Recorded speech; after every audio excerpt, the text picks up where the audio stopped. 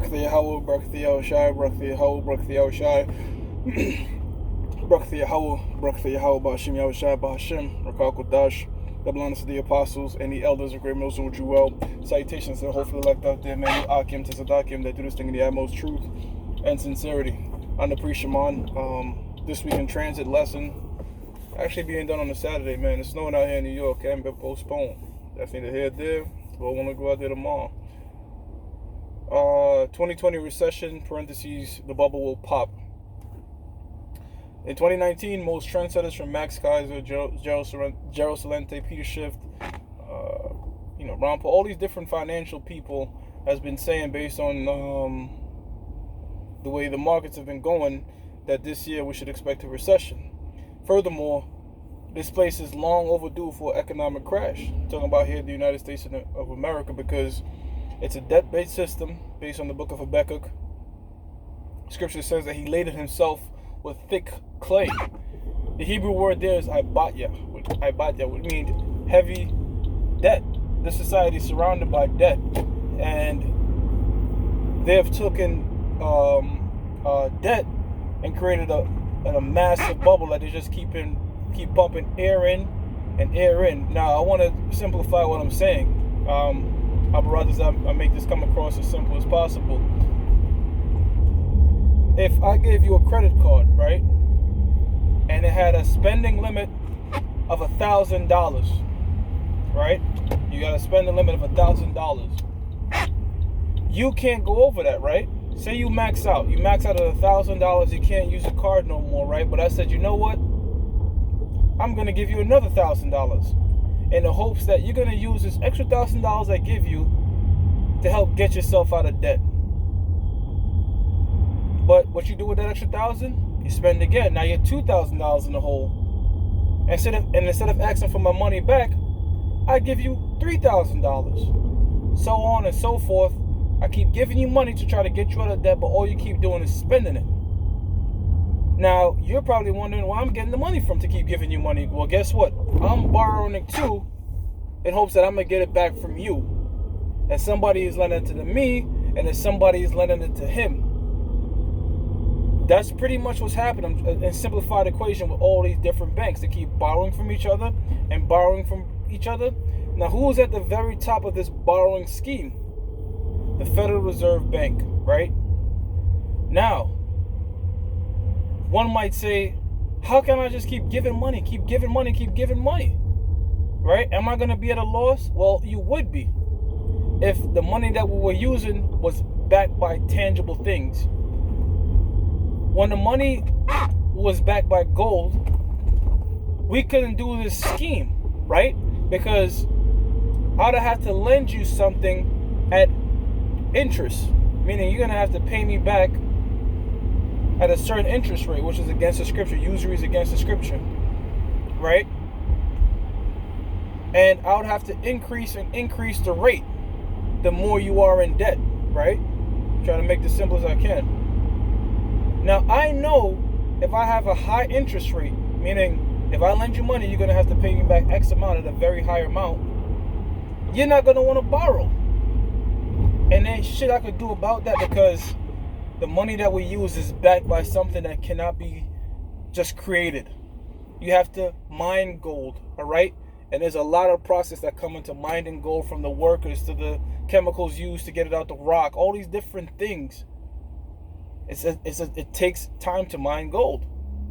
So we can't just print. Now, the United States removed itself off the gold standard. Meaning, the bills were, due to Nixon, all right? Due to Nixon, President Nixon had to take the United States off the gold reserve backing, because the United States, all right, had the most powerful currency, which was the US dollar, and it was backed by gold, all right, which other nations held these dollars as reserves so they could bring in their dollars for gold at any time. Until the president of France said, wait a minute, I don't think you guys have enough dollars to the amount of gold that you're saying you have. because what happened was the United States got comfortable using U.S. dollars to the point that they started giving out more dollars than they did to back the gold that they said that they have. And all these nations wanted their gold, and what that caused was a collapse. Well, it was about to be a collapse with the United States until Nixon said, temporarily, we're going to have to take our currency off the gold standard because we don't have enough gold. All right? This is post-World War II. All right? This is post-World War II because after World War II, the United States, all right, made a lot of fucking money off World War II and gained a lot of gold and took the spot from Britain as the number one currency in something called the Bretton Woods Agreement in Bretton Woods, New Hampshire. The world currency will no longer be the British pound, but the US dollar. Right? So after that situation, they said, let's put ourselves on the gold standard. That's how come when you look at your current dollar bill, US dollar bill, is called a legal tender. All right? Because the current dollar is the United States government borrowing legal tender from the Federal Reserve Bank at interest. That's what the dollar is now. Prior to that, it was like a greenback currency. And the moment you try to fuck with this scheme, this Ponzi scheme, this monopoly that they do, like JFK, they'll pull a bullet in your fucking head and that will be the end of you. All right? So this debt-based system creates a nation of slaves because the Bible tells us that the borrower is a servant to the lender. So the United States government became a servant to the Federal Reserve Bank, and the Federal Reserve is not federal. It's about as federal as Federal Express. It's a private-owned organization, and it's run by so-called Jews. All right, look at Ben Bernanke, Alan Greenspan. All these different people are so-called Jews. Job 9:24, the earth is given into the hand of the wicked. The Rockefeller says he don't care. One of the Rockefellers said they don't care who runs the government. Just give me the nation's money supply. And that's what they have. And what have they done with it? They use it to put the entire nation as debt slaves. Everybody in the United States, the moment you're born, all right, the moment you're born, you're collateral at $52,000. It might have went up. It's probably $60,000 now. $60,000 now for debt. That's how come when somebody commits a murder, it is no longer life for life. You have to serve life. Why? Because you just took on that person's debt. If I kill someone, which I won't, murder somebody, you take on their debt. And you pay that debt out there in the prison system. Now, going back to the topic of hand, that this place is going to be a recession, this whole printing money that is no longer backed by gold, right? We understand that it's no longer backed by gold. And we see that this Ponzi scheme at the very, very top, the money's just flooding out from the Federal Reserve Bank. I mean, these guys are printing billions of dollars per year in hopes of doing that basic structure that I said. That even though that person's going more and more in the hole, we're going to expand his credit limit, give him more and more money in the hopes that he'll get out the hole. But these bankers are not using that money to try to get themselves out of debt and help out the economy, but rather they're doing it to get bonuses, buy more yachts, buy more mansions, and pretty much do shit for their own particular benefit. Right? When the way it's supposed to be is if I max out a credit card, I shouldn't be getting no more money. I should either have to pay that shit or go bankrupt. But they said, nah, these banks are too big. They control too much to go bankrupt. The nation's gonna mess the fuck up. But what you should have let them do was they should have went under. But they didn't. Now that the money has been printed,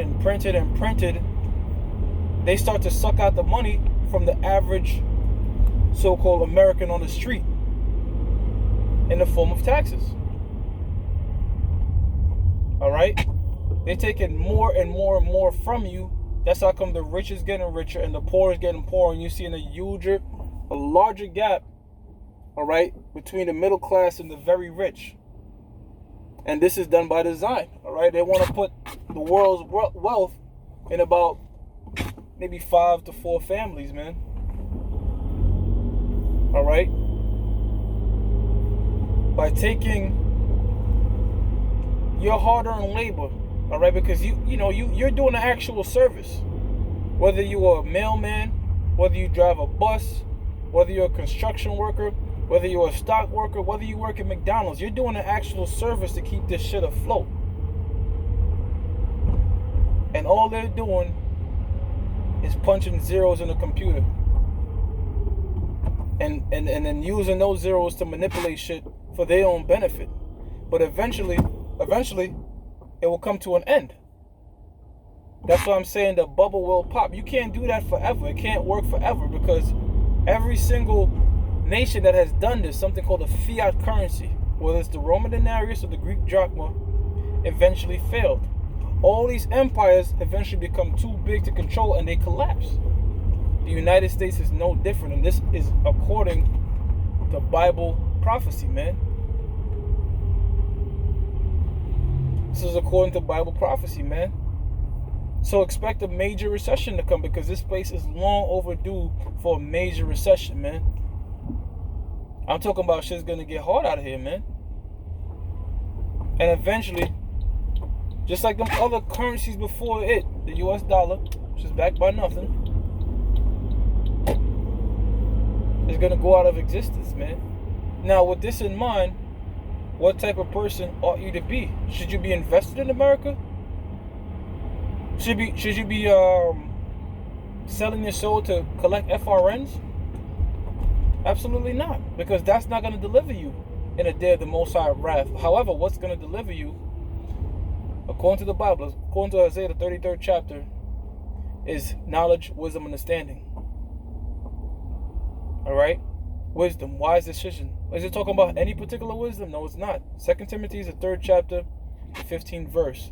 Knowing the Holy Scriptures from a youth, which is able to make you wise unto salvation. So the wisdom that it's talking about is the wisdom of the Scriptures, not a college degree, not some street knowledge you're going to get on 125th. No, the wisdom and knowledge of the Holy Bible. With that, I'm going to give all praises to Yahweh, Ba'ashim Yahushua, Ba'ashim Rakakwadash, double honors to the apostles and the elders of Great Millstone True Well, and salutations to the hopeful elect out there. You Akim to Sadakim that do this thing in the utmost truth and sincerity. Shalom.